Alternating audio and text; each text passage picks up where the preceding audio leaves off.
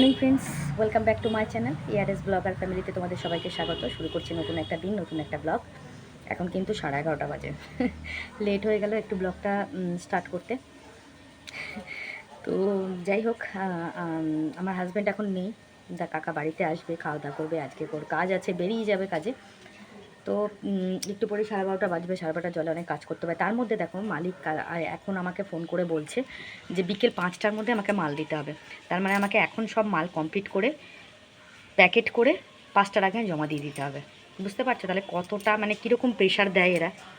আগের থেকে যদি বলে দিত তাহলে তো এই ঝামেলাটা হয় না, কিন্তু আগের থেকে বলবে না এরা, এদের কাজই তাই, আগের থেকে বলবে না। মানুষের তো একটা টাইমও সেট করা থাকে, সেইটাও হয়ে উঠবে না। বুঝতে পারছো তো? তো যাই হোক, চলো আমি এখন রান্না করছি, রান্না করে নিয়ে তারপরে ঘরের জলের কাজ সেরে মাল করে মালের প্যাকেট করে তারপর জমা দিয়ে তারপর বাকি কাজগুলো করব। চলো দেখতে থাকো আজকের ব্লগটা, জানি না কি দেখাবো। ঠিক আছে, সকালের ফুল থেকে কিন্তু আজকে স্টার্টিং করেছি, চলো দেখতে থাকো। তো বন্ধুরা, আমি এখন বসে পড়েছি মালটা কমপ্লিট করতে। মালটা কমপ্লিট করছি, রান্না করছি। এই কাজ করতে করতেই আমাকে কিন্তু কাজও করতে হতে রান্নাও করতে হচ্ছে, বুঝতে পারছো তো? তো মালটা করতে করতে উঠছি, উঠে রান্না করছি, আবার এসে বসছি, কারণ 12:30 জল আসবে, তার মধ্যে আমাকে 12:30 জলেরও কাজ করতে হবে। তাই জন্য দুটো কাজই একসঙ্গে হচ্ছে, চলছে, দেখতেই পাচ্ছ তোমরা। তো এই মালের কাজটা করে মাল প্যাকেট করে মালটা জমা দিয়ে দেবো। ঠিক আছে, 5টার মধ্যে যেহেতু জমা দিতে বলেছে মালিক, তাই 5টার মধ্যেই আমাকে জমা দিতে হবে। তাই জন্য তাড়াতাড়ি করে মালটা করে ফেলছি। ওই জন্য তোমাদের সঙ্গে একটু শেয়ার করে নিলাম, দেখিয়ে নিলাম। বুঝতে পারলে?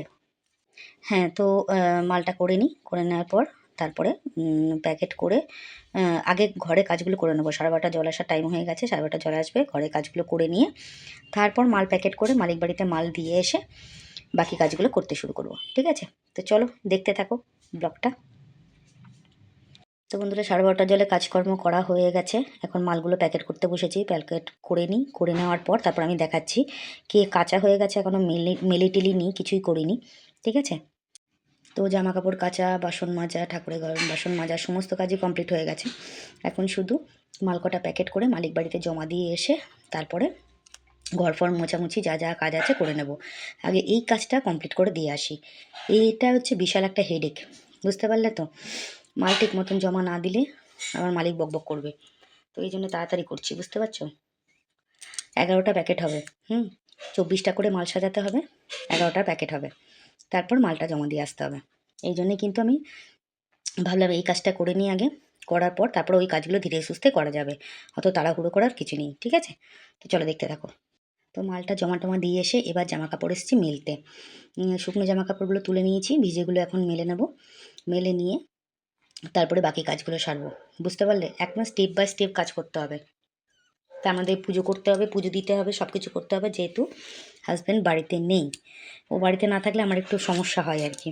পুজোটা যদি ও দিয়ে দেয় তাহলে আমার একটুখানি কাজে হেল্প হয়, কিন্তু ও যখন বাড়িতে থাকে না তখন আমার কিন্তু সব কিছু কাজ আমার ওপর ঘাড়ের মধ্যে পড়ে যায়, চাপ পড়ে যায়, এই জন্য একটু প্রবলেম হয়ে যায়। ঠিক আছে, তো চলো দেখতে থাকো। আমার জামা কাপড় মেলা প্রায় কমপ্লিট হয়ে এসছে। এবার আমি চলে যাব ঘরের অন্য কাজ করতে। ঠিক আছে, সবজি খোসাগুলো পড়ে আছে, সেগুলো তুলতে হবে, অনেক কাজ পড়ে রয়েছে। চলো দেখতে থাকো। তো এখন চলে এসেছি সবজি খোসাগুলো তুলতে। এই মিষ্টির প্যাকেটগুলোর মধ্যে খালি প্যাকেটের মধ্যে খালি প্লাস্টিকগুলো তুলবো, আর এই কাগজগুলোর মধ্যে আর এই প্লাস্টিকের মধ্যেই আর কি ইয়েটা ভরে নেবো, এই খোসাগুলো তুলবো। আমাদের যে ময়লার বালতি আছে সেখানে খোসার যে বালতি আছে সেখানে কোনো প্লাস্টিক ফেলা যাবে না, প্লাস্টিকের বালতি আলাদা। এই প্লাস্টিকের মধ্যে যে খোসাগুলো তুলবো, এই খোসাটা নিয়ে গিয়ে আমাকে ঢেলে দিতে হবে প্লাস্টিকের মধ্যে। দেখো হাতটা এমনভাবে রেখেছি, তোমরা দেখতেই পাচ্ছ না, বুঝতেই পারিনি আমি যে হাতটা এইভাবে রাখা আছে। ঠিক আছে, এইটা নিয়ে গিয়ে ঢেলে দেবো আর ওগুলো রেখে দেবো। বুঝতে পারলে তো? চলো।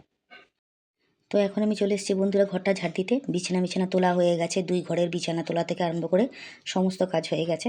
এবার বিছানা তোলাটা আজকে তোমাদের সঙ্গে আর শেয়ার করলাম না। হ্যাঁ, সব কাজই তো শেয়ার করতে পারছি না, আজকে এই কাজটা শেয়ার করলাম না। তো এই জন্যে ঘরটা ঝাড় দিয়ে, উঠোনটা ঝাড় দিয়ে ঘরটা মুছে নেব, নিয়ে তারপর চলে যাব পুজো করতে। আজকে একটু তাড়াহুড়ো করতে হচ্ছে, যেহেতু আজকে আমার বর বাড়ি নেই, এই জন্যে সমস্যা। ঠিক আছে, চলো। তো এখন চলে এসেছি বন্ধুরা উঠোনটা ঝাড় দিতে। উঠোনটা ঝাড় দিয়ে নেবো।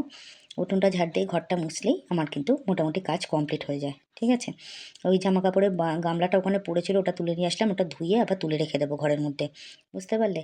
এবার উঠোনটা ঝাড় দেওয়া হয়ে গেলে ঘরটা শুধু এবার মুছবো। আর যেহেতু একটা হাতে আমার খুব ব্যথা, এই জন্য এক হাত দিয়ে ঝাড় দিতে একটু অসুবিধা হচ্ছে, আর একটা হাত তো ধরতে হচ্ছে, না হলে পরে অসুবিধা হবে। আর গাছগুলোতে জল দিতে হয় প্রত্যেক দিন, তোমরা তো জানোই। তো দেখো আজকে তোমাদের একটা নতুন জিনিস দেখাতে এলাম। আমি সিঁড়ি ঝাড় দিই যখন, তখন দেখো কতগুলো সিঁড়ি ঝাড় দিতে হয়, মানে উপরে ঘর ঝাড় দিয়ে মুছে সমস্ত কিছু কমপ্লিট করার পর তারপরে কিন্তু আমি সিঁড়ি ঝাড় দিই। এখানে 24টা সিঁড়ি আছে, প্রত্যেকটা সিঁড়ি ঝাড় দিয়ে আমি পরিষ্কার করি। বৃষ্টির দিনে ধুয়ে পুরো মুছি, আর গরমের দিনে কিন্তু মানে যখন বৃষ্টি থাকে না তখন কিন্তু এগুলোকে ঝাড় দিতে হয়। দেখেছো কতগুলো সিঁড়ি? আর এদিকে দেখো আমার বাসন ধোয়াও কমপ্লিট হয়ে গেছে। ঠাকুরের কাজ মোটামুটি সবই রেডি, এবার শুধু পুজো করবো স্নান করে। তো দেখো ঘরের সমস্ত কাজকর্ম করা হয়ে গেছে, সব কিছু একবার তোমাদের দেখিয়ে দিলাম, কেননা তোমাদের একবার করে না দেখালে আমার ঠিক ভালো লাগে না। দেখো সমস্ত ঘর ঝাড় দেওয়া, বিছনা তোলা, উঠোন ঝাড় দেওয়া, জামা কাপড় মেলা, সব কাজ কমপ্লিট। এবার শুধু স্নান করব, পুজো দেবো। স্নান করা কিন্তু আমার হয়ে গেছে অলরেডি, ঠিক আছে। সরি, ঘর মোছা হয়নি ঘরটা মুছবো, স্নান করা হয়নি। ঘর মুছে স্নান করে তারপরে চলে যাব পুজো দিতে। বাসন কোসন মাজা আছে, এগুলো উবুর করে রাখবো শুধু, তাহলেই হয়ে যায়। তো বন্ধুরা এখন আমি চলে এসেছি পুজো দিতে। পুজো দেওয়া আমার কমপ্লিট হয়ে গেছে। তো দেখো কত সুন্দর লাগছে ঠাকুরকে পুজো দিয়ে, ফুলে ফুল চারিদিকে, কত সুন্দর লাগছে দেখতে। আজকে অনেক ফুল ফুটেছে গাছে, মানে জবাটা একটু বেশি ফুটেছে, তাই জন্যে। ঠিক আছে, তো এই ঘরে ঠাকুরও তোমাদের দর্শন করিয়ে দিলাম। আর ও ঘরেও দেখো পুজো দেওয়া আমার কমপ্লিট হয়ে গেছে। এই দিকটা একটু অন্ধকার হয়, এই জন্য এইভাবে লাগে দেখতে। ঠিক আছে, তো চলো দেখতে থাকো। তো এখন আমি চলে এসেছি বন্ধুরা খেতে। আজকে কিন্তু আমি করেছিলাম ডাল, আর কালকের একটু তরকারি ছিল, আর ডিমের অমলেট করে ঝোল করেছিলাম, মাখা মাখা গ্রেভি। তো ওটা দিয়েই কিন্তু আজকে আমার খাওয়া দাওয়া হয়েছে। হ্যাঁ, তো এই দেখো রয়েছে এখানে ডাল রয়েছে, আর ওটা হচ্ছে ডিমের অমলেট, আলু দিয়ে তরকারি, আর এটা হচ্ছে কালকে তরকারি ছিল, ওই দিয়ে আজকে আমার খাওয়া হয়ে গেল। কারণ হাজব্যান্ড বাড়িতে না থাকলে যা হয়, নিজের একার জন্য রান্না করতে বেশি ভালো লাগে না। যেটুকু পারি সেটুকুই করলাম, তোমাদেরকে শেয়ার করলাম। তো দেখো একটা নতুন জিনিস শেয়ার করি, দেখেছো একটা খরগোশ দেখতে পাচ্ছ?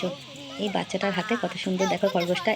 আমার হাজব্যান্ড এই ভিডিওটা আমাকে পাঠিয়েছে, তোমাদেরকেও দেখালাম। আমার দেখো দেখো খরগোশটার কপালে না একটা তিলক মতন কাটা আছে, এটা কিন্তু কাজল দিয়ে কাটা না, ওর গায়ের কালারটাই এরকম। কি সুন্দর লাগছে না দেখতে, সো সুইট।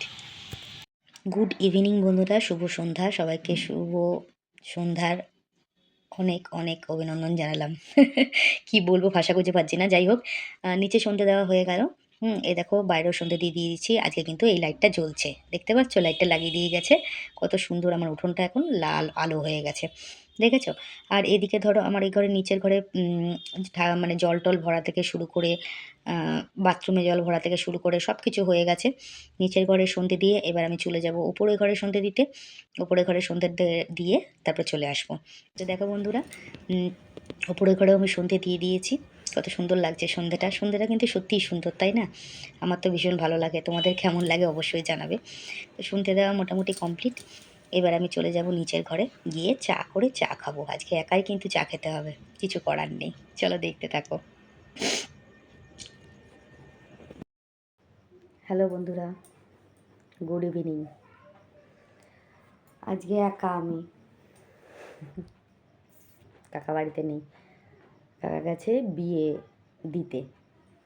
আমাদের এখানে সবাই কি বলে জানো তো, বিয়ে যেহেতু ও যজমানি কাজ করে, তোমরা জানো, পুজো আচ্চা করে, তো এখানে সবাই বলে কি বিয়ে দিতে বলে না, বিয়ে দিতে গেছে, বিয়ে করাতে গেছে বলে না, বিয়ে পড়াতে গেছে বলে।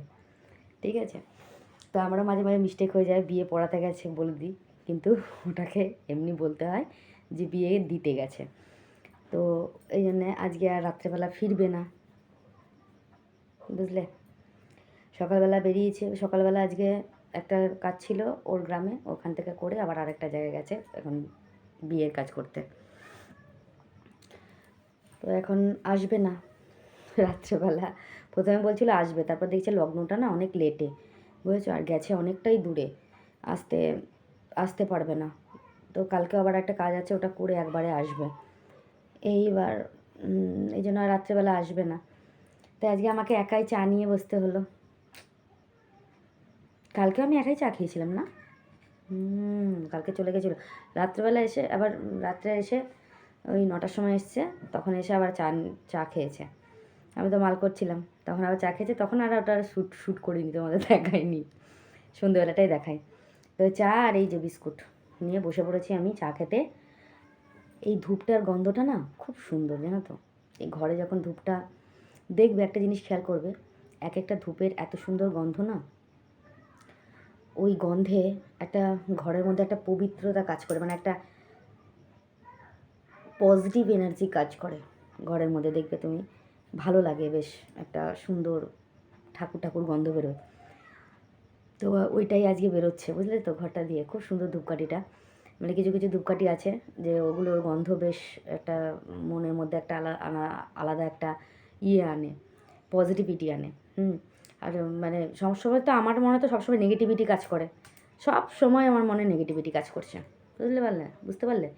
মানে আমার দ্বারা কিছু হবে না, এটা হবে না, আমার আর কিছু হবে না, আমার এই না সেই না, আমি সুস্থ হচ্ছি না, আমার শরীর খারাপ, আমার এই সারাক্ষণ এরকম ভাবতে থাকি। আমার দিদিরা সবসময় বলবে, দেখ, ঘুম থেকে উঠেই প্রথমে ঠাকুর কাছে বলবি আমি ভালো, মানে মনে মনে বলবি যে আমি ভালো আছি, আমি সুস্থ আছি, আমি ভালো আছি, আমি সুস্থ আছি, আমি ভালো আছি, আমি সুস্থ আছি।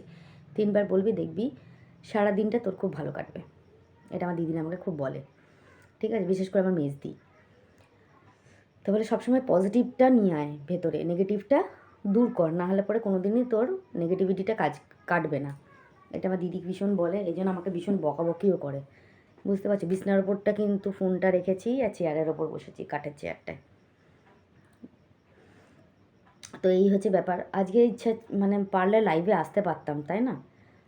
এবার আগের থেকে তোমাদের বলিনি, দেখি যদি লাইভে আসলে তোমরা যদি কেউ না আসো, দেখি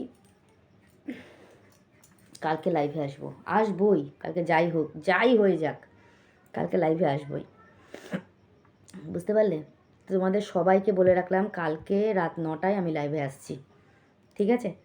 যারা যারা ভিডিও দেখবে তারা আমি কমিউনিটি পোস্ট দিয়ে দেবো, এছাড়া ভিডিওতে যারা দেখবে সবাইকে বলে দিলাম কালকে আমি লাইভে আসছি, ঠিক আছে? রাত 9টায়, রাত 9টায় লাইভে আসবো। 1 ঘন্টা 1.5 ঘন্টা 2 ঘন্টা, যতক্ষণ খুশি যতক্ষণ তোমরা থাকবে, কথা বলবে, গল্প করবে, ততক্ষণ আমি করব, ঠিক আছে? তো কালকে তাহলে লাইভে আসবো, কনফার্ম তোমাদের জানিয়ে দিলাম। তো এটাই আর কি, একা একা না খুব ভালো লাগে না। এবার দেখো, এই এতক্ষণ কাকা ফোন করেছিল, ও তো সে 10:30টায় লগ্ন, 10টা 10:30টায় লগ্ন, তো এখন শুয়ে রয়েছে। তা আমাকে ফোন করে কথা বললো, গল্প টল্প করলাম, আমার বান্ধবী ফোন করলো, বান্ধবীর সাথে কথা বললাম, বললাম বলছে আর আড্ডা মারে। আমার বান্ধবী বলছে, তুই চলে আসলি না কেন আজকে এখানে আমার বাড়িতে, দাদা নেই যখন, তুই কেন চলে আসলি না, আমাকে বলছিল। গেলে হয় না, দুজনে একসঙ্গে বেরোলে না আমাদের খুব অসুবিধা হয়। কেন বলো তো? প্রথম কথা হচ্ছে, ঘর ফাঁকা রেখে সবসময় আমরা যেতে পারি না, দুজনে একসঙ্গে কোথাও গিয়ে থাকতে গেলে আমাদের প্রবলেম হয়। দ্বিতীয় কথা হচ্ছে কি, দেখো ঠাকুর রয়েছে, ঠাকুরকে হয়তো আমি পুজো দিয়ে গেলাম, কিন্তু সন্ধেটা তো পড়বে না ঘরে, তাই এই জিনিসগুলো হবে না। এই জন্য না আমাদের কোথাও গিয়ে থাকাটা না খুব মুশকিল, বুঝতে পারলে? আর যদি যেতে হয়, যদি কোথাও বাইরে বাইরে বেড়াতে টেড়াতে যাই, যদি ভগবানের ইচ্ছা হয় কোনো দিনও, নিশ্চয়ই যাব, ঠাকুরের ইচ্ছা হলে, তখন তখন তো যেতেই হবে। ওই, কেননা মেন সমস্যা হচ্ছে আমার নারায়ণকে নিয়ে, ঠিক আছে? আর বাকি যে ঠাকুররা রয়েছে, ভোলানাথ রয়েছে, মারা রয়েছে, তাদের চরণে ফুল দেওয়া হবে না, পুজো হবে না। এবার যে কোনো একজন থাকতে হবে বাড়িতে, হয় আমাকে থাকতে হবে, নাহলে ওকে থাকতে হবে। যখন আমি থাকবো তখন ওর না থাকলেও কোনো অসুবিধা নেই, আর যখন ও থাকবে তখন আমি না থাকলে অসুবিধা নেই, ঠিক আছে? আর আর আমি যখন থাকি না, অনেকেরই প্রশ্ন যে আমার হাজব্যান্ড কী করে, কী খায়, আমি রান্নাবান্না করে রেখে দিয়ে যাই, ঠিক আছে? এবার ওকে ভাতটা করতে হয়, ও যদি ইচ্ছে হলো ভাত করে খেলো, কি বাইরে থেকে হোটেলে খেয়ে নিল, সেটা ওর ওপর ডিপেন্ড করে, কোনো অসুবিধা নেই, ওর কোনো প্রবলেম হয় না। আর ও একবারই ভাত খায়, আর দুবারই, সকালবেলা আমি ওকে রুটি করে দিই, আর রাত্রে কিন্তু ও মুড়ি খায়। আমি এর আগেও তোমাদের অনেকবার বলেছি, তো আবার বলে দিলাম, ঠিক আছে? তো এটাই ব্যাপার। চলো চাটা খাই, চা খেয়ে দেখি আজকে কটা রিলস বানাই, একা আছি যখন ঘরে, কটা রিলস বানিয়ে পোস্ট করি, কী আর করবো। আবার আমার মুড তো কখন আবার ফুস করে উড়ে যাবে তার ঠিক নেই। ঠিক আছে, চলো দেখতে থাকো। আজকে সেরকম কিছু ব্লগে নেই, বোরিং ব্লগ। কালকে একটা স্পেশাল ব্লগ আসবে, ওয়েট করে থাকো। এখন কিছু বলবো না, চলো দেখতে থাকো। তো বন্ধুরা, আজকের এই ছোট্ট ভিডিওটা দিয়ে আমি আজকের এই ব্লগটা শেষ করব। দেখো, এখানে কিন্তু আমি আর আমার ছোটো বৌদি আছি। শান্তিনিকেতন বেড়াতে গেছিলাম আমরা, ওখানেই কিন্তু এই ভিডিওটা আমি শ্যুট করে নিয়ে এসেছিলাম। তো তোমাদের সঙ্গে এটাই শেয়ার করলাম। আজকে যেহেতু কমেন্ট সেকশন পড়তে পারলাম না, কারণ আজকে কাকা বাড়িতে নেই, কাকার ফোন থেকে আমি কমেন্ট সেকশন পড়ি, কিন্তু যেহেতু আমার কমেন্ট সেকশন পড়া হলো না, তাই ছোট্ট একটা ভিডিও দিয়ে আমার ভিডিওটা আমি এন্ডিং করলাম।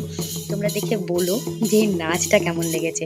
ওখানে আদিবাসীদের নাচটা আমার কিন্তু ভীষণ মজা হয়েছিল, খুব আনন্দ করেছিলাম আমরা মানে আমরা সবাই মিলে গেছিলাম সেখানে। এখানে দেখো আমার ছোটো বৌদি আর আমি আছি, আর আদার্স যারা গেছিলো অন্য মেয়েরা চিনি না এদেরকে, তো এরাও কিন্তু ছিল। বেশ সুন্দর লাগছিল, এদের নাচটা কিন্তু খুব ভালো লাগে, বা গানটাও খুব ভালো লেগেছিলো আমাদের। তো দেখো তোমরা, তো এটা দিয়ে কিন্তু আজকে আমাদের ভিডিওটা আমি শেষ করব। সবাই ভালো থেকো, সুস্থ থেকো, নিজের শরীরে খেয়াল রেখো। দেখা হবে নেক্সট ব্লগে, ততক্ষণের জন্য সবাইকে গুড নাইট। আর কালকে কমেন্ট সেকশন পড়বো, যেহেতু আমি আবার বললাম কাকার ফোনটা না থাকলে আমি কমেন্ট সেকশন পড়তে পারি না, তাই জন্যেই আজকেও নেই বলেই আজকে আমি কমেন্ট সেকশনটা পড়তে পারলাম না। তো কালকে অবশ্যই কমেন্ট সেকশন পড়বো। তো আজকের মতন সবাইকে শুভরাত্রি, গুড নাইট, টাটা। সবাই ভালো থেকো, দেখা হচ্ছে নেক্সট ব্লগে, ততক্ষণের জন্য বাই।